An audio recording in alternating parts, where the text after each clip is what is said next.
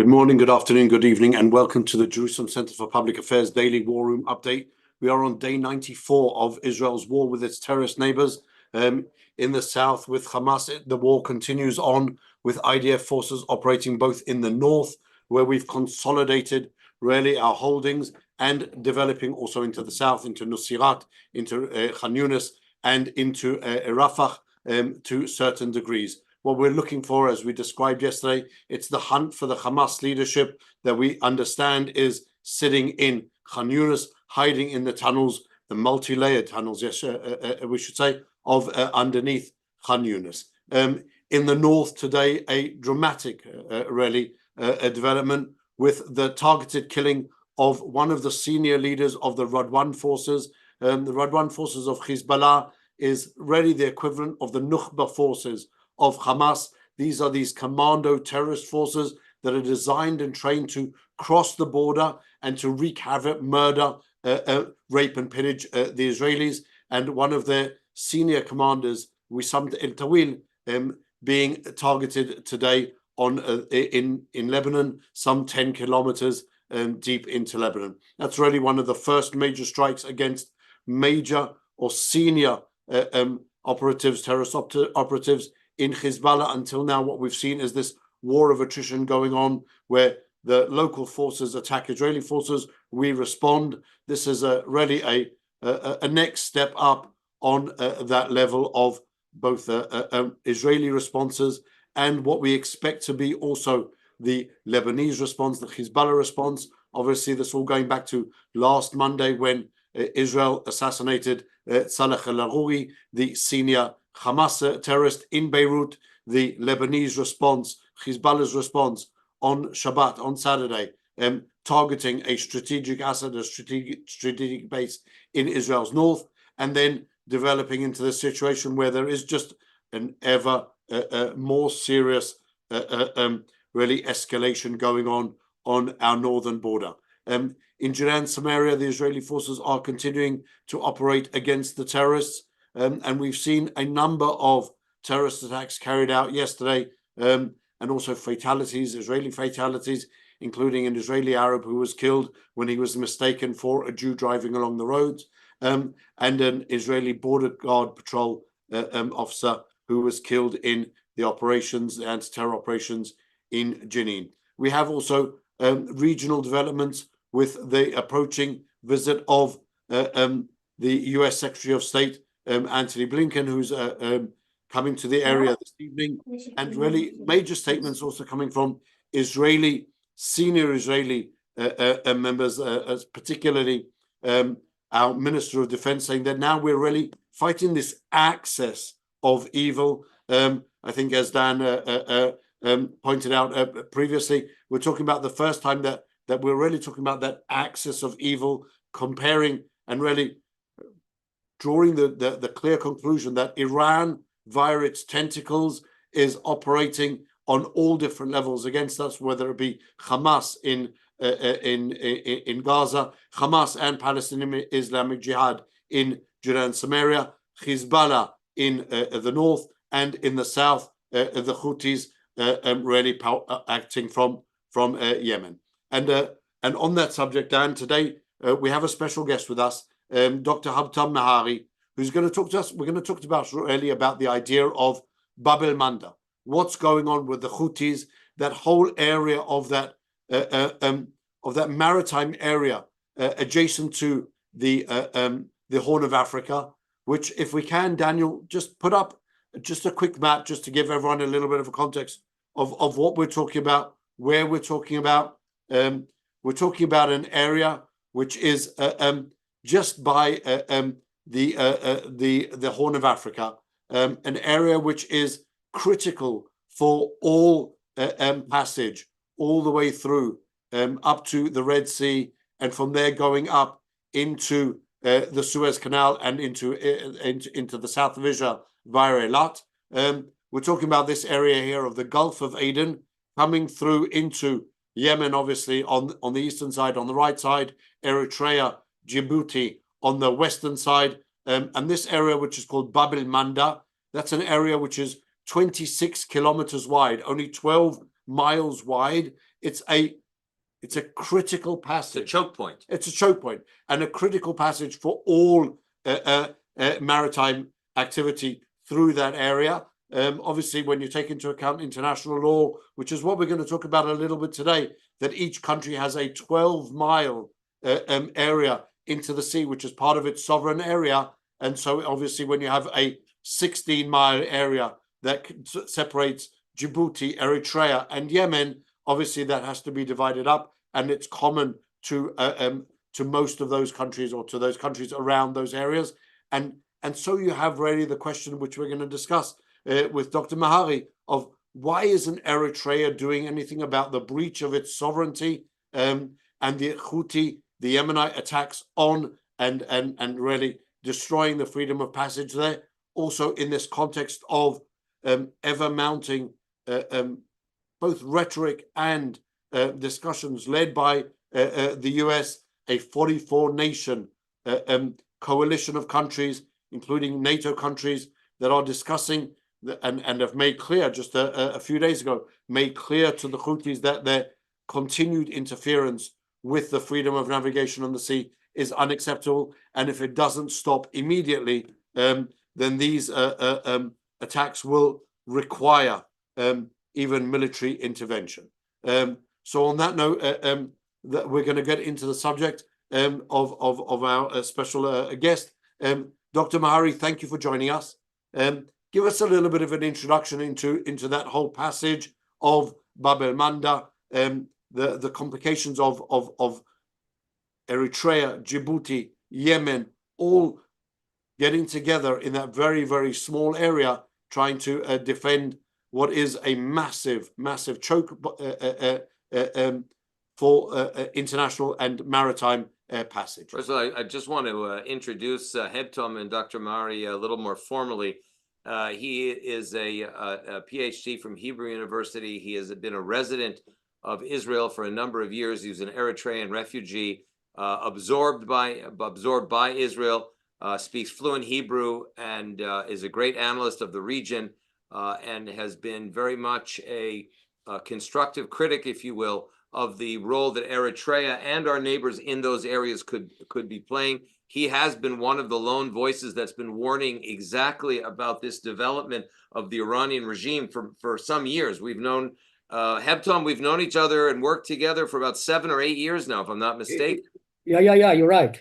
Yeah, and so therefore you can if you look up Dr. Habtom Mehari, you'll see a lot of his writings have been talking exactly about the Bab el-Mandeb Pass and the Iranian regime. Remember, everything we say about the Houthis is coming directly from Tehran. So this is, as Maurice mentioned in the beginning of our briefing this afternoon here, in the center of Jerusalem, this notion that the Iranian octopus and the tentacles of those octopus are extending to one of the major trade routes in the region, one of the major routes by which energy supplies pass, and by the way, so do ammunition and weaponry pass into Gaza, going up that Red Sea route, and that's exactly people that ask, how did the Hamas get such advanced weaponry from the Iranian regime? Well, there you have it. It goes right up through that through the Bab el-Mandeb Pass. So it's a very critical route,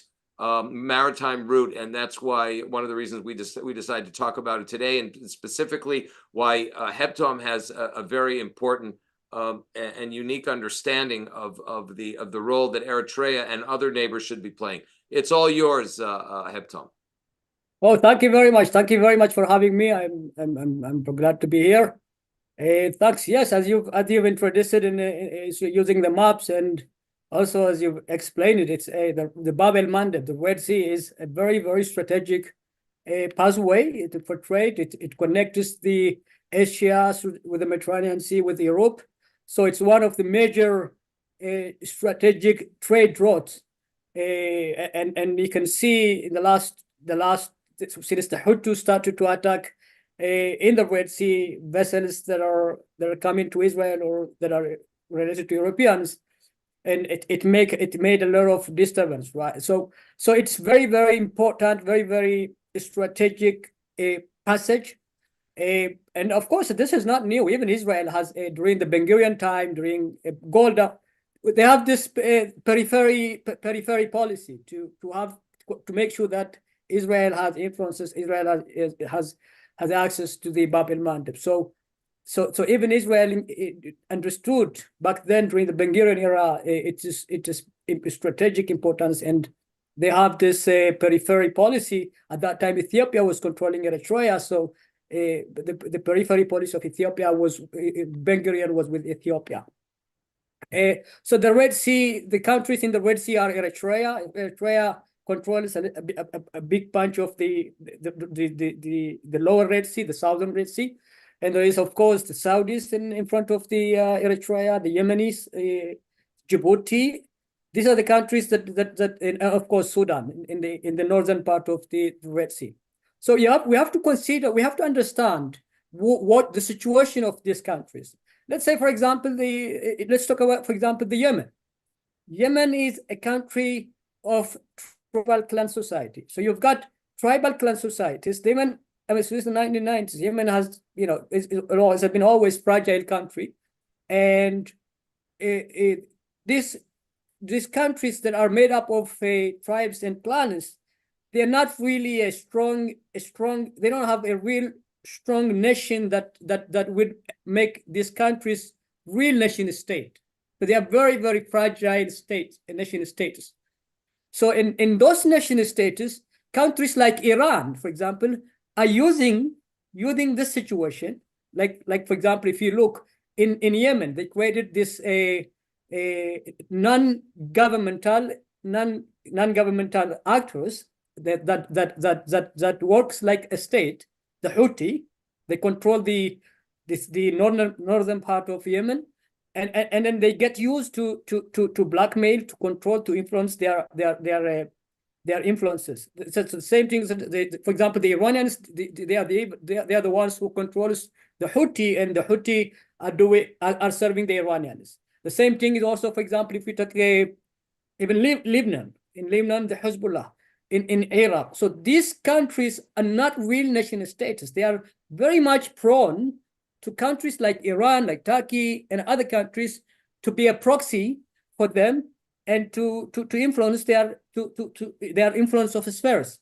So in Djibouti, it's the same thing. And if you see Djibouti, there is almost every country in Djibouti. The French are in Djibouti, America is in Djibouti, China is in Djibouti.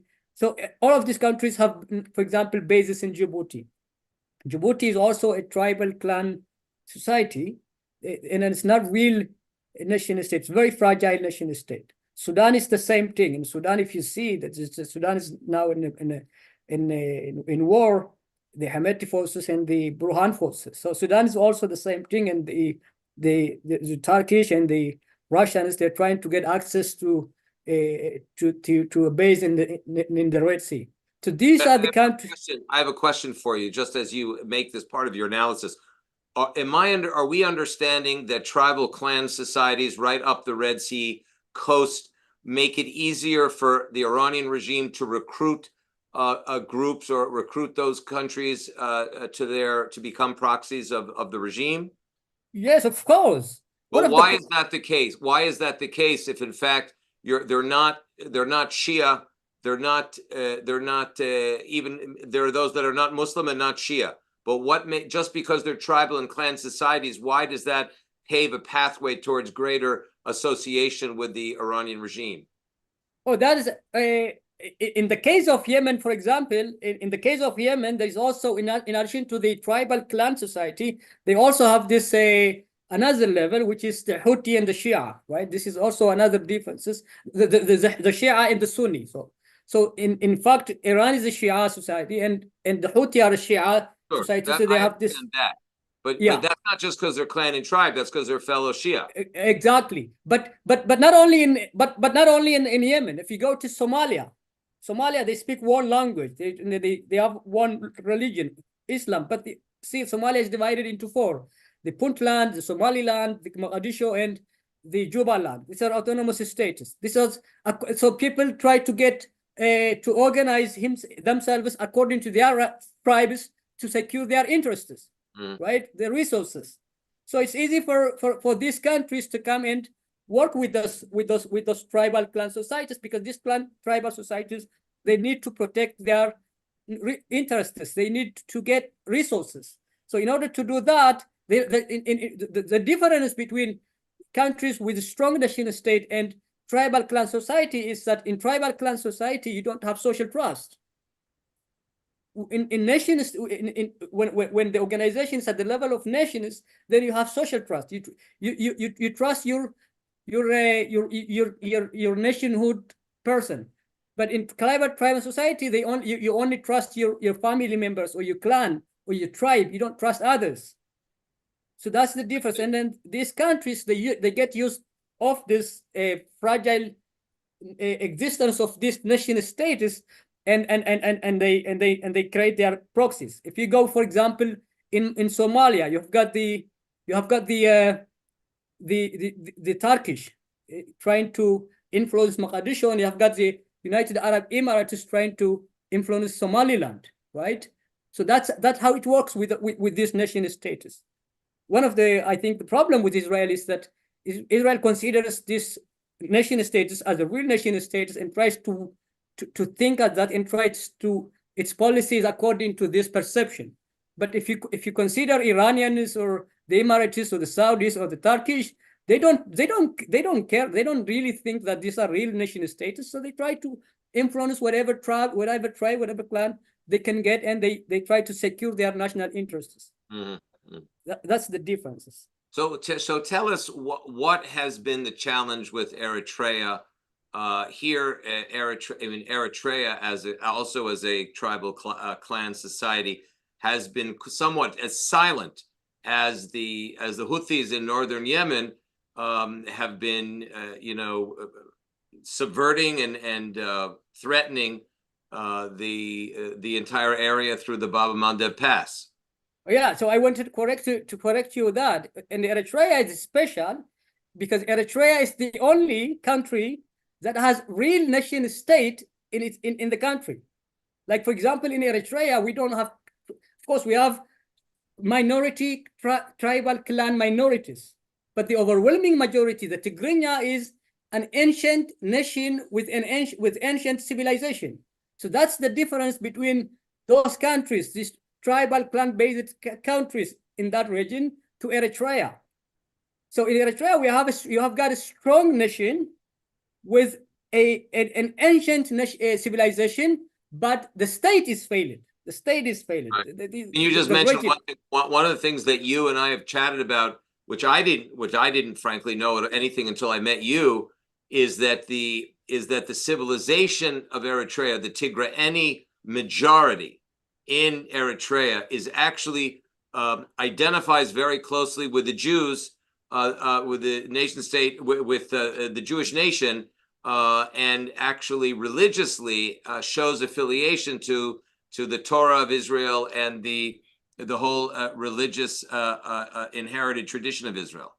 Yeah, of course. The Tigrinya tradition or religion, Orit, we call it Orit. Orit is an ancient version of Judaism, without the Talmud, without Hebrew, without Talmud, and without the Halakha. It's only the Torah. That's the difference. But Judaism is also a Red Sea civilization. It's in Saudi Arabia and Saudi Arabia, Egypt, all the way to the Middle East. It's a Red Sea civilization, and we are part of the same civilization. For example, you've got a Islamic civilization, you've got Christian civilization, and there is also the Judeo civilization, the Jewish civilization, and we are part of it. In fact, in this Middle East, in the Red Sea region, Israel and Eritrea, the two countries that share the same civilization, Jewish civilization, right? So that's our civilization. But the Tigrinya as a nation, has been their nationalism has been defined fighting Islamic invasion for the last 1,200 years. Since Islam started to conquer, we are the only nation in that region that had never been conquered by Islam.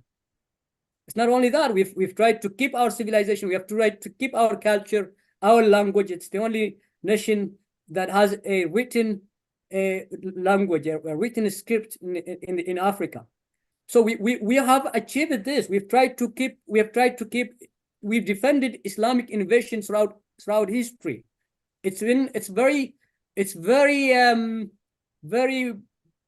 bad or very painful to see the Yemenis today violating our sovereignty and our national dignity. It's very unbelievable. It's because of the current incompetent dictator. You know, Yemen. We had a war in 1996 to control the Zohor Hanish Islands, and it took us only a few hours, 6 hours, to control our islands. And it's very painful to see today the regime is allowing the Houthis to violate our sovereignty and our national dignity, because out of the 12 ships attacked in the Red Sea, about 8 of them were within the Eritrean water territory. So so that's what happened, and the regime did not even speak about it. And the world also, the war is going on in Eritrean water territory, but the world is not even talking about it. The regime completely isolated Eritrea from the world, and also he decided to keep silent about this. But in fact, you know, the overwhelming Tigrinya nation and the Jewish nation, the Jewish state in Israel and Eritrea are the only countries that are not part of the Muslim League. They are the only countries not part of the Arab organization. So we have a common destiny with Israel. We are although in our respected country we are the majorities, but we are tiny minorities in the region together. So in fact, Eritrea the regime is supposed to side with Israel and protect Israel, because the existence of Israel is the existence of having a strong Israel in the Middle East is in the national interest of the Tigrinya people. But despite that, the regime decided to not respond. Also, decided not to even talk about it. With the whole advent of the Somali piracy in 2012, really we saw that international coalition getting together also to fight then. Now we're seeing the international coalition again getting together to fight or to repel the Houthis. How does Eritrea in any way respond to that, refer to that? Because all of these activities, as you so quietly said, Habtom, are taking part in Eritrean sovereign waters, but really they don't seem to have any control or any interest. The territorial conflicts going on with Yemen about the different islands, that's something which also seems to have been completely ignored at the moment by the Eritrean government. How do you explain that silence, that they're really unwilling to act or to take any active part, even in defending its own sovereignty, let alone really ensuring the freedom of navigations through those straits? Yeah, you're right. And I mean, look, the Somali pirates and this is American international coalition today. That's they tried to do it, but you know, at the end of the day, this international coalitions will not work. You know, you're trying to address a situation where you've got the Houthi, for example. They have this all underground, and then also they tend to be civilians, and then they attack you, and then when you want to attack them, they turn to civilians. This is one thing. The other thing, you know, they have already created a deterrence for aerial attacks. I mean, if you think of for example, the war in Gaza, you know, you can attack you can use the air force, but they have created these underground tunnels, and then you have to get in there on foot in order to deal with them. So the same thing is happening in Yemen. I mean, the Americans, you know, the Saudis, they have tried to deal with the Houthis since 2015, but they couldn't deal with them. So they even now they are not part of the coalition that America is trying to create, because they're very much afraid of the Houthis, including Egypt. Egypt also does not want to. I mean, Egypt is the country that is losing a lot by the Houthi attack, but also Egypt does not want to, because at the end of the day, you have to address the issue, and you have to think how you're going to address it. And the only way to do it is that you have to create a coalition in that region, like the Iranians are using the Houthis to destabilize the region. I mean, if the West or Israel or the world has to work with Eritrea, you know, and then you have to deal with them seriously.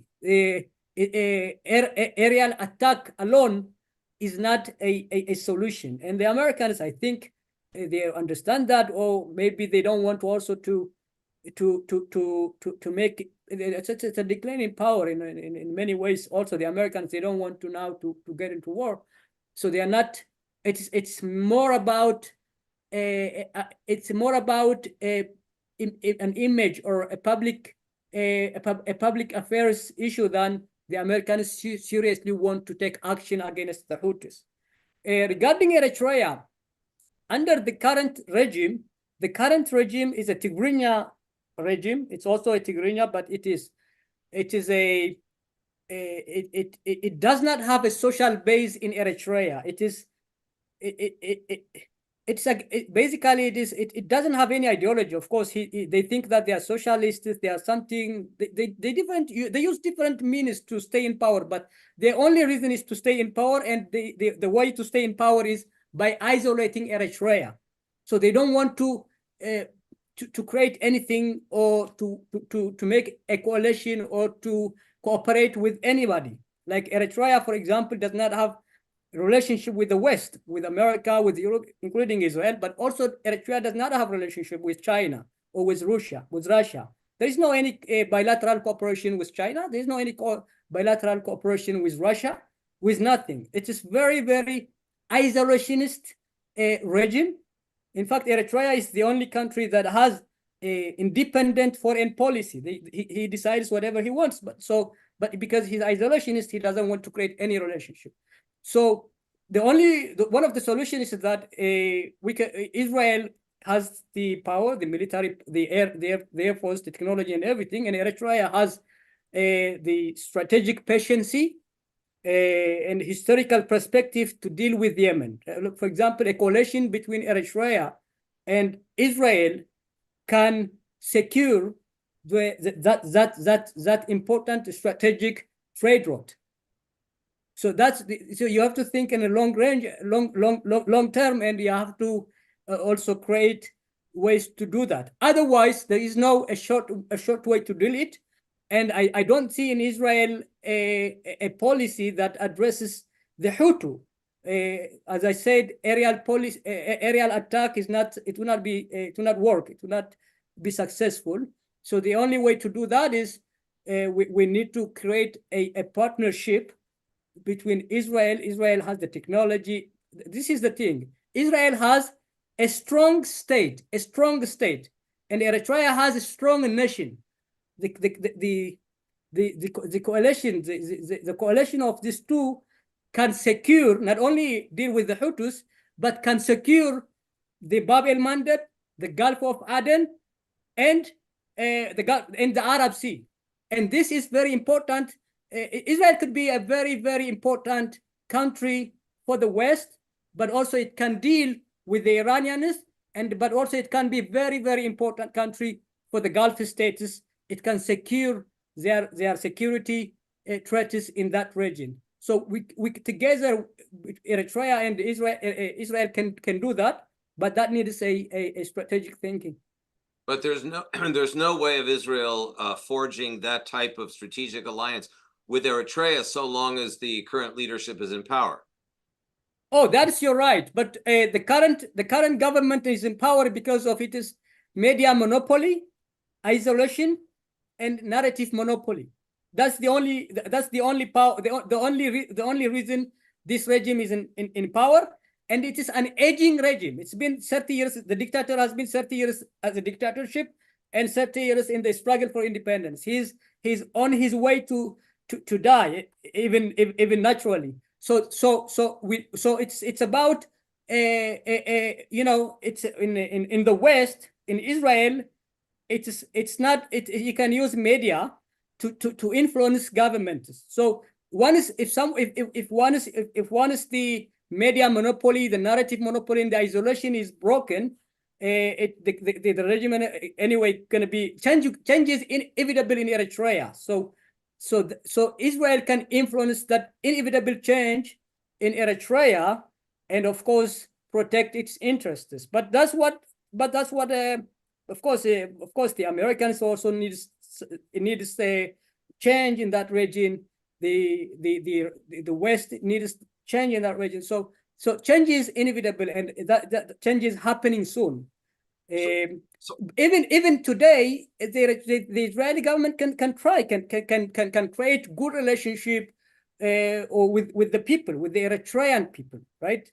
So people to people relationship can be promoted, and at the end of the day, that's going to, the people will be the ones that's going to decide the relationship. I have to say, Habtom, I don't think I've really understood the geopolitical alliance of Eritrea. On the one hand, you say there's no connections with China, Russia. There doesn't seem to be that connection with Iran, and yet Eritrea is a really very and has proved itself to be particularly anti-Israel. If you just take as an example its voting patterns in the UN, Eritrea is up in that top level of countries that are always voting against Israel. So what are they looking for? What's their idea? What's their game plan?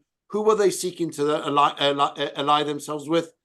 And why do they not seem to be active in trying to forge their own alliances with, I would say, the Western world, rather than playing into the hands of fanaticism, of this global access, possibly even of terror?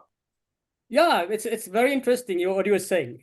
Of course, Eritrea even did not accept the Israeli ambassador assigned to Eritrea back then by Avigdor Lieberman. Eritrea voted against Israel in African Union to Israel to have an observatory status. The vote, the trend about the vote it has openly started. The president started openly to vote against Israel starting from probably 1997, after Israel started to help Ethiopia during the border conflict with Ethiopia. After that, he started to vote against Israel. But Israel is an internal issue to Eritrea. It's an internal security issue to Eritrea. The overwhelming Tigrinya majority supports Israel, identifies Israel with Israel, because that's their civilization. If Jerusalem is not true, if the history of Jerusalem is not true, so the Tigrinya history is not true. It is, you know, our history is so much connected to Jerusalem and to Judaism and everything is. So the overwhelming Tigrinya majority supports Israel, and the minorities identifies themselves with the Palestinians. So the Israeli issue divides Eritrea into two, and the government's primary goal is unity between the minorities and the Tigrinya majority. So that's why they act against Israel openly to appease the minorities, That's what has been happening the last years, that the government is voting against Israel. But Israel is as an delicate internal issue to Eritrea. Of course, the government is isolationist. Because it is isolationist, he does not want to create any relationship, not with the Chinese, or not with Russians, or not with Americans, not with the West. That's what he is doing now. But change is inevitable, and the people will in Eritrea. If you see Eritrea in the last 2-3 years or 4 years, Eritrea helped Ethiopia against the war in Ethiopia between the Tigrayans and the Ethiopian government. Eritrea is trying to help Sudan with the current conflict. Eritrea trained about 5,000 military personnel and gave to Somalia. So we are already a regional power in that region. Because why is that a country that does not have that cannot provide water, that does not have any economy? The economy is destroyed. Nothing. The state is failed completely. But why is a country that has a failed state became a superpower, regional power in that region? Because the Tigrinya nation is so strong, because it has a strong nation. It's the only country in that region that has a strong nation with ancient civilization, with ancient statehood experience. So because of the nation, Eritrea is now the most stable country in the Red Sea region. So the government does not have a threat, a proxy, a threat from the Iranians, from the Turkish. It is the most stable country, so he has the opportunity to decide whatever he wants. That's why Eritrea has an independent foreign policy. They vote for Russia during the Ukrainian war, but they also vote in other issues. They are not, for example, the government is not part of the Road and Belt Initiative, Chinese initiative, which is almost every country has signed into this initiative, including Israel. So the Eritrea has an independent policy, and because the government is so isolationist, that's the reason why he does not have any relationship, not with the East, not with the West. It is because he can stay in power only if he is isolationist. Habtom, it seems that Eritrea has this developing relationship that there really has been deepening over the last few years with Iran, with the Iranian leadership, and that's something which would appear to show that clear bias also against Israel, and also maybe explain their inaction. But so what's going on in Eritrea at the moment? In Eritrea, is there a peaceful situation? Is this dictatorship violent in nature? Where are they leaning in general? Well, in general, it's a dictatorship. It's an isolationist, incompetent dictatorship. In terms of peace, it's the most peaceful and also stable country. It's peaceful and stable country, but it's a dictatorship. It's a dictatorship, and the dictatorship. There is an endless national service, right? It's the national service in Eritrea, for example, it's a kind of slavery. It's like, that's why the young are leaving the country. There is about 15,000, 17,000 Eritreans in Israel. There are, we have been escaping the country because of unlimited national service. That's tantamount to slavery. Except that the country is peaceful and stable, but the regime is very isolationist, and it does not have the regime does not have relationship with Iran. Like, this is the issue. Last time there was a report in a Lebanon-based media that the Houthis attack an Israeli base in Eritrea. So the Arab countries, they always suspect Eritrea has some kind of relationship with Israel. They never trust Eritrea. They always think that Eritrea has some kind of relationship with Israel because of the culture, the tradition of the people. But Israel does not really have any relationship with Eritrea because of the regime. And some people suspect Eritrea has some relationship with Iran, but also with Iran, it does not have any relationship.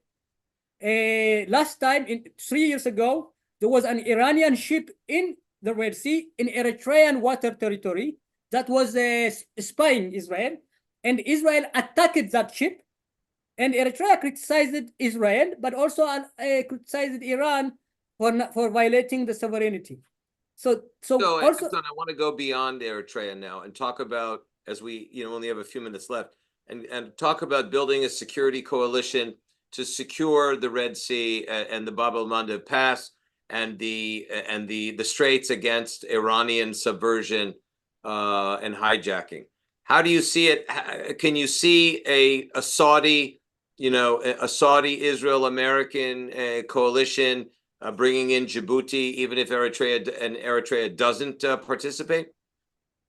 Look, you know, in Djibouti, you've already many countries there in Djibouti. The Chinese have a military a naval base there. The Americans have a naval base there. The Italians have. There are about 10 something countries with military base in Djibouti, but they're not trying to protect the security crisis there. The Americans are trying to create a coalition, but it's not becoming successful. That's my point. My point is that you can secure that region. You need Eritrea because that's the point. My point is that you can't bring Djibouti because Djibouti already has many countries there who has a naval base, and they're not. It's not helping. So you need Eritrea because having Eritrea, we are ready to pay to protect our civilization. We are ready to pay to protect our civilization. So you have got Eritrea's historical perspective and strategic patience. You have got Saudi's money. You've got Israel's technology. You need to bring these three countries to secure that region: the Red Sea, the Gulf of Aden, and the Arab Sea. Look, today in the situation that what's happening is the Iranians, they control the Hormuz Strait on the other side of the sea, and now they control the Bab el-Mandeb on the Red Sea side of the sea. Basically, the Iranians are controlling the two most important pathways. That has to be stopped. And look, the Saudis, they are afraid of they're not so sure that Israel will protect their security needs there. So they are trying to create a relationship with the Iranians. If they believe that Israel is capable of protecting their security in that region, they will not go to Iran. So it's in fact very easy. We know the area. We know that area. We've been fighting Arabs and for the last 1,200 years. We know how to fight. We know how to deal with them. So I don't think that we can create we can create with Djibouti, with Somalia, and all these countries together to create some kind of coalition. That will not work. The thing that can work is that we can bring the Saudis, the Israelis, together with Eritrea. They can secure the Red Sea, they can secure the Arab Sea and the Eastern Indian Ocean, and that could be also good for the West, for America and its traditional allies. And I think that's the most important thing that we have. That's the only possible solution to secure the Red Sea. That's what I think. Yeah, Habtom, thank you very much for your insights on the area. It's very much appreciated and valued, and we'll have to continue. As we know we have you've had British forces, you've had British actions actually in the area now, French forces, American forces. It looks like the beginning of a real coalition led by the United States, and we will be following this because it's clear that this is a strategic threat, no less than the closing of the Straits of Tiran in 1956, and then again in 1967, that really generated a regional war. And here you have even a much more serious situation because it's a global war that the Iranian regime has really foisted upon the international community. Israel happens to be the local representative of the free world and so we will be following this and bringing you back to continue these discussions, as I think a lot of this is an education, a global education to many people who are with us on this Zoom briefing, because until now, for so many decades, this has been known as the Palestinian-Israeli conflict, the Arab-Israeli conflict, but it is really the Iranian regime global conflict that has put Israel on the front lines of this global conflict. And that is the way we will be handling this going forward, because it requires a major repositioning of the conflict that the entire free world is actually in. And we have to zoom out and make sure that the world knows this is a conflict that the Iranian regime has foisted on the free world, Israel, with your beginning. And that is affecting everyone. 12% of global trade going through that area. Egypt losing hundreds of millions of dollars every single day, and really affecting the entire flow also of the liquid natural gas for Europe. So that really is a global subject, and certainly not just only an Israel-Iranian subject. Thank you very much, everyone, for joining us. I'm afraid that we have to wrap up for today. We will see you back again tomorrow at 4 o'clock, and obviously Israel time, and we will continue on giving these briefings, providing this context for understanding what is going on in the whole conflict, in the whole regional conflict, and not only in Israel's conflict with its terrorist neighbors. Until then, everybody stay safe.